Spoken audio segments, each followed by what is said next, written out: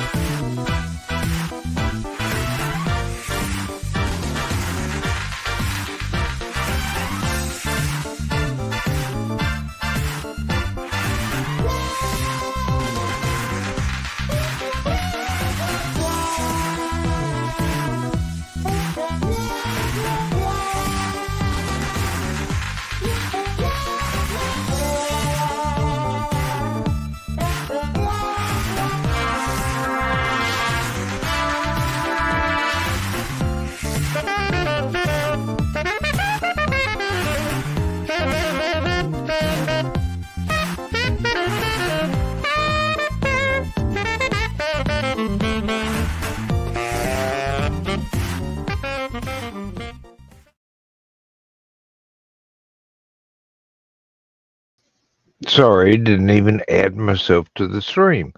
All right. Good evening, folks. This is Dan Hollifield. Welcome to Last Man Standing. Joe Bachman is fading fast and needs to go to bed, so he won't be here. Thesis has a sore throat and the cold, so he won't be here. There's been very little sign of Aunt Donna, so possibly she hasn't been here, won't be here. Chris, his beloved cat, passed away earlier today, so I don't expect him to be here either. I can monologue for a little while, and then it's going to be one of the shortest shows ever because I'm just going to run a couple ads and log off for the night. It's all right. If you really want to see what kind of weirdness we get into, Stupid O'Clock is still your best bet for earlier in the evening. It does not matter. We've been doing this for several years now, and occasionally everybody has some kind of a conflict with being able to be live at this time of night. I mean, it's not the usual Saturday night start at 1 a.m., thank God, because we actually have shortened Stupid O'Clock and started at a more reasonable hour. But then, I've got my show here. It's not like we audition guests to be here. People show up if they have time to show up or if they're awake and want to show up. It's nothing guaranteed and nothing ventured, nothing gained. It's okay. I mean, I'm about to sneeze right now, and I really need to kill my audio so that I can do that without offending anyone. I hope you can take the visual of me holding a Kleenex to my nose.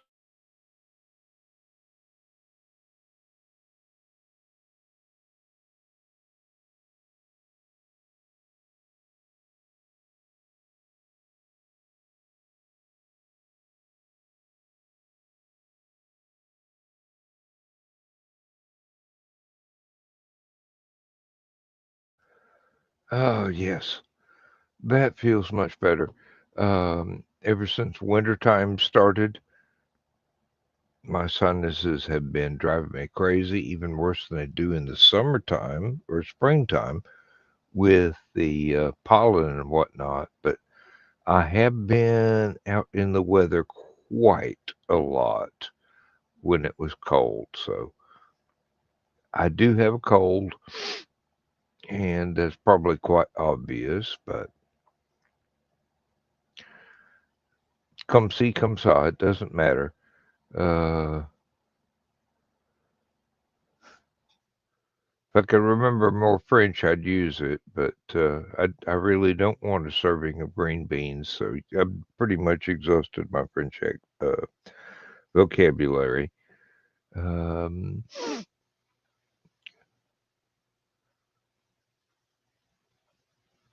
what shall I monologue on tonight? I do not really have the slightest idea, but I can manage a little while. And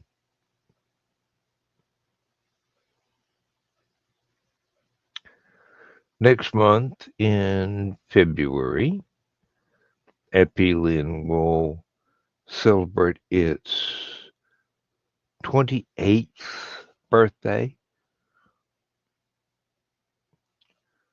which is basically 29 years of bringing you the best amateur fiction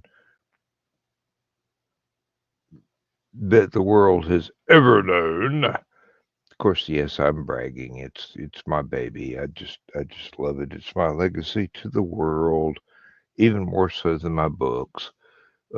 Appealing gets a further reach than anything I've ever written. But that's all right.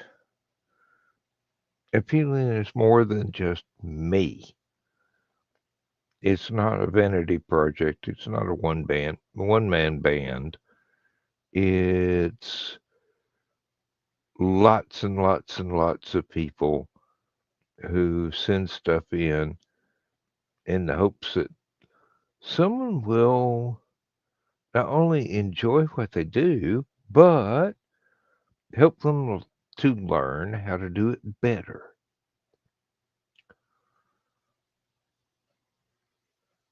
It's worked for about 500, well, 500 plus people so far.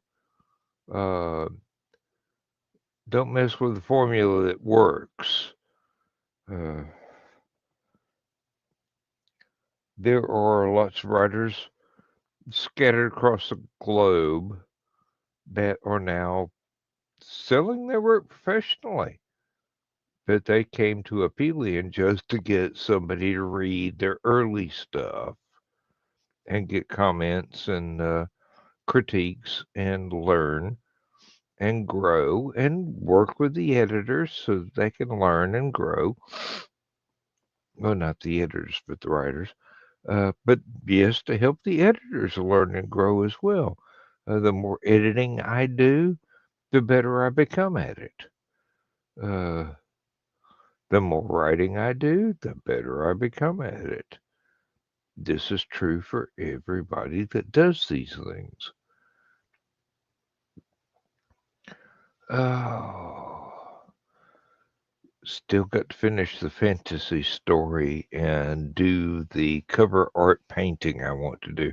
I've I've got this fantasy story and I've got cover art planned that I will do an oil painting for.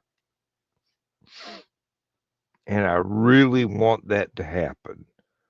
So, uh, the plague put a really deep dent in my productivity, and a lot of other things along the way since that happened keeps,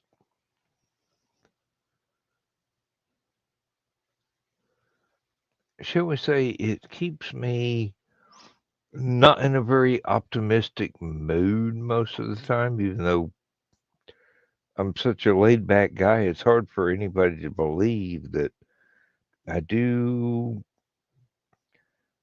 get situationally depressed. And it does interrupt my workflow. Uh, I can't help that. It's not something I do need to go see a counselor for because it's situational. It's not uh, biological. It's not a biochemistry misbalance in my brain. It's stuff happens that I just have to overcome before I can get back to work. And it always interrupts the work. I hate that, but that's life. Uh, oh. Now, we're under the threat of a severe winter storm right about now. Well, starting tomorrow evening in the area in which I live in the southern U.S. My wife and I need to go and buy a few more essential supplies so that if we suffer an extended power failure, we don't have to worry. We've got a, is it a propane or is it LP gas? I don't know. Whatever the bottle gas camp stoves are. We got one of those. We got 3 cans of the gas to fire it up. We've got a soldering welder torch thingy that I bought to do some of the plumbing with a while back, and it's barely been used. So we got somewhere between 6 and 9 days worth of fuel for that. I've got another um, 6 or 9 days worth of fuel for the barbecue grill and the cast iron stove outdoors. We can't use the gas stove in the house because we really don't want to risk having the any risk of carbon monoxide. So gonna have to be outdoors to cook, but I've done that before. I've done that in a blinding snowstorm before, using a charcoal grill and an awning to keep the snow from falling on my head. But, you know, extended power outages are one of the threats of this particular winter storm. And I want to be prepared. I want to be prepared. We've got a, a brand new gallon of lamp oil, and we've got oil lamps all over the house. We've got candles everywhere. And a lot of the oil lamps or candles are in front of a mirror, which increases their efficacy. And we've got battery powered flashlights. We've got battery powered weather radios with a crank handle on them if you really need to recharge them, and they've got a solar cell built into them. We're fairly well prepared for anything because we live in an area that sometimes has tornadoes and power outages, and sometimes has severe winter storms with a lot of ice that causes tree limbs to fall across power lines. It causes power lines to ice up and break themselves from the sheer weight of the ice. It's just one of those things you learn how to deal with. Uh, it'll be okay. I mean, we're just about as ready as we can get, but there's still a few more preparations I'd like to make just for my own peace of mind. And one day I'd like to buy one of those uh, rechargeable power banks. If something happens, put it in the kitchen, plug the refrigerator into it. Don't have to worry about any food in the fridge going bad. The other fridge, it's pretty much just for beer, so I'll just leave the door open and let it get cold. Uh, Not anything but an electrical heat source in the house. But if I get one of those power banks, I can plug up a space heater and at least have the kitchen and living room warm. No big deal. Uh, we'll find out if we have a extended power outage from this storm, whether or not my wife agrees with me that the power bank would be a viable expense because you can get them with solar panels to recharge them if you don't have any from the grid recharging ability. And I see that as a good thing. I mean, seriously, the solar panels would be a whole lot slower because we're in the south. We've got woods in the backyard where most of the afternoon and evening sun filters through the trees, which would be lesser strength.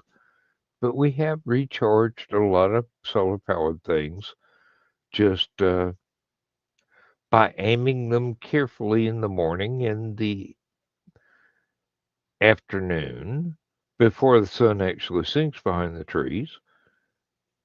And that's great. I've got a teeny tiny little bank of solar cells back here to recharge some emergency power bricks. We've got two of those. Um, I've got another cell phone power brick. It'd charge up two cell phones one day before it needs to be recharged, but I could plug that into the solar cells and set it outside. It'd work as long as it's not too cloudy. It'll be okay. And if worst comes to worst, I got the cast iron stove outside. I've got firewood. I've got coal. I've got charcoal. I can cook out there if I have to. I've got a charcoal barbecue grill that I built myself. I can cook on that. We've got like I said, a gas powered camping stove. We can use that as long as it's outdoors. Uh, Carbon monoxide. If you don't have a carbon monoxide detector that's built into one of your smoke alarms, which everybody should have smoke alarms anyway. The dual purpose ones are well worth the minuscule amount of money they cost. Uh, we've got winter gear, clothing, lots of blankets, uh, several cats and a big dog. We can stay warm uh, even without any electric heat whatsoever. My big worry is that some of the plumbing will freeze and burst because I haven't replaced it with the PEX pipe yet. I've got enough to do the entire job, but I hate crawling into the house with 10 million black widow spiders under there. Nothing seems to kill them. You put the bug spray down there, and they just go, "Hey, hey, hey! You got any more of that?" Uh, oh, and hello, Daniel. Glad to see you again. Uh, don't know how long this is going to keep going, but I'm trying to figure out ways to monologue a little bit. Maybe another 9 minutes or so, and I'll just go half an hour show with just me talking. That'll do. That'll do. Uh, let's see. What projects have I got underway as far as writing and whatnot? Uh, I'm trying to make up my mind whether or not I really want to step away from my publisher because there are two novels that he's had since 2019 that have still not seen the light of day, but they are winning awards and putting out anthologies right and left. And I'm going, well, that's great for you, but um, I actually do have fans that want to see my book or books in this case. And if I have to say, well, after this length of time, I think I've already been released from my contract. I just haven't said, release me and I'll do it myself. I don't want to do that because they've got some great editors. They before the pandemic, they did really well by me. I was never unsatisfied. Um, it's just it's been 6 years, folks. Is it ever going to come out, or are you just trying to find a polite way to tell me that these are not suitable for what our business model is now? Either way, my feelings wouldn't be hurt, except for, I don't want to hurt their feelings because, like I said, they did very, very well by me. But there comes a time when a step has to be taken, even though you think it's the wrong step, but you're up against a wall that won't move otherwise. I'm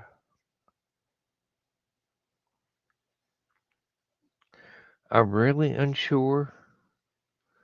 I'm really, really, really unsure. And I don't want to lose friends because, it's I've gotten to know these people. They're very good friends.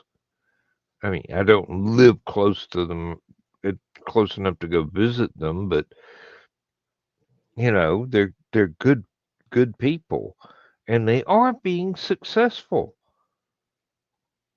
Just not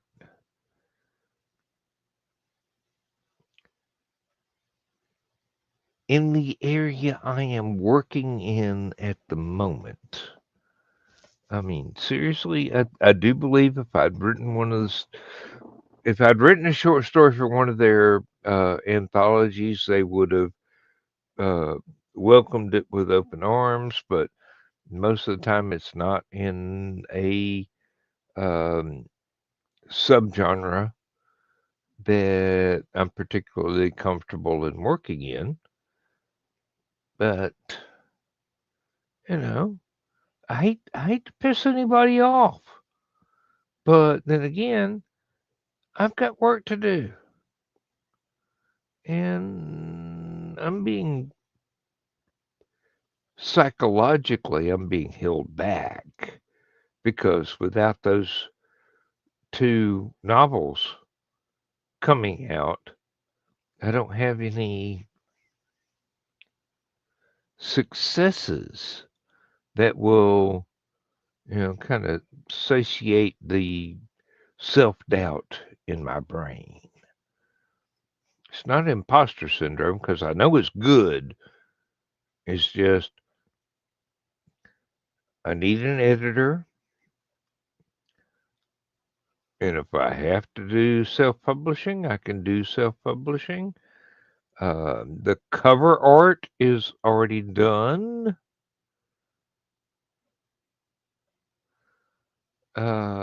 Well, I did the cover art, but then I am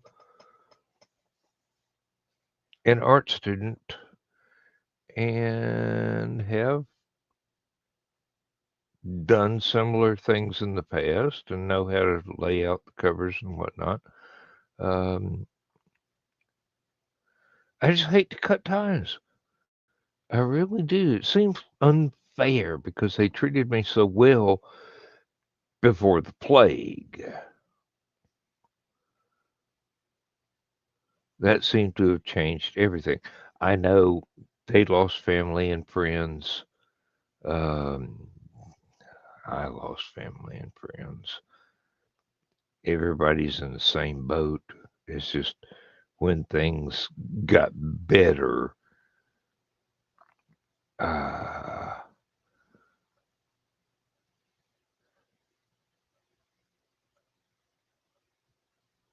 uh, priorities seem to have shifted. So, I'm not casting aspersions or accusations. I'm just saying this is the way it works. Uh, if you wait long enough and there doesn't seem to be any progress, maybe it's time to go someplace else and make your own progress. I hate to have to think that way. I really do. But, you know,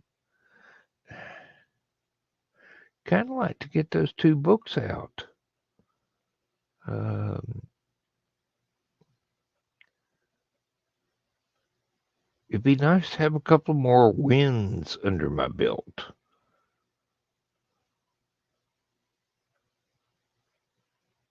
Especially now that I've been retired from the factory for a year.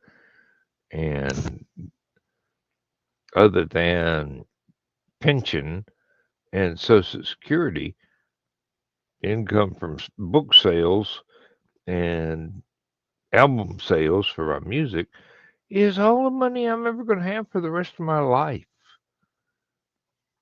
Uh, I can't help being worried. I need to protect my wife, make sure that we're financially feasible for the rest of our lives. Um,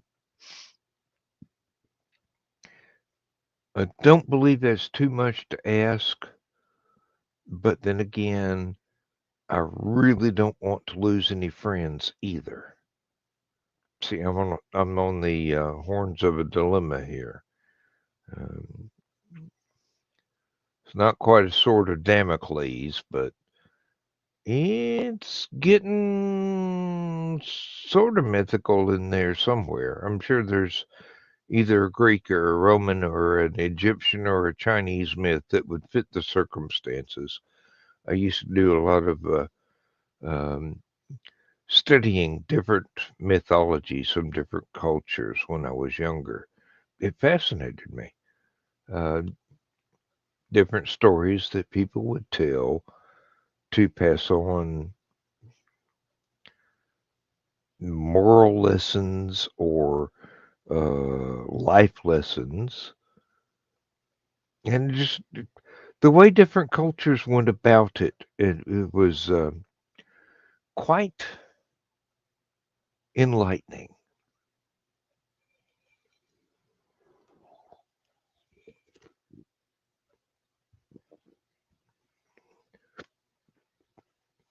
South American myths, what they survived the Spanish invasion,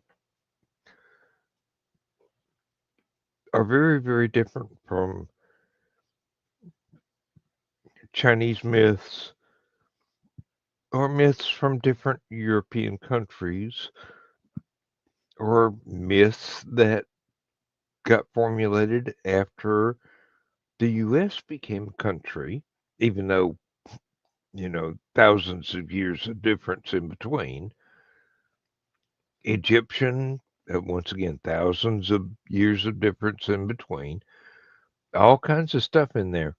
But the lessons to be taught are pretty accessible to anyone in the modern day if they read them with an understanding of what the time was, what the place was, and the people of that time and place.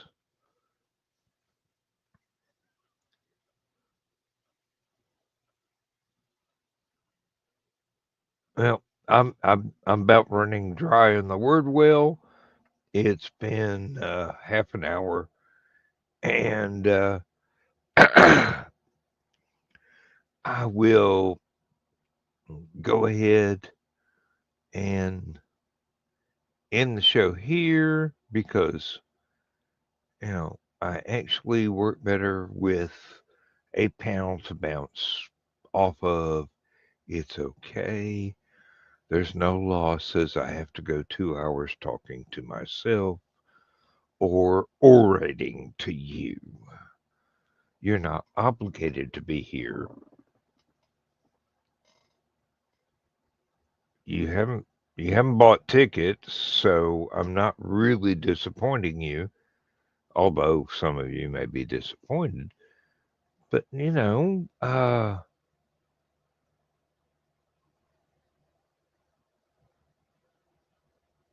there's only so much word salad I can enunciate without feeling like I'm wasting your time. My time's already paid for. Wasting your time, I can't stand that. So we will see you again, hopefully Thursday night, if I've got electricity after this severe winter storm that's supposed to be hitting us really soon, like day after tomorrow. And thank you very much for tuning in. Thank you very much for putting up with me. And have a good night. Appreciate it.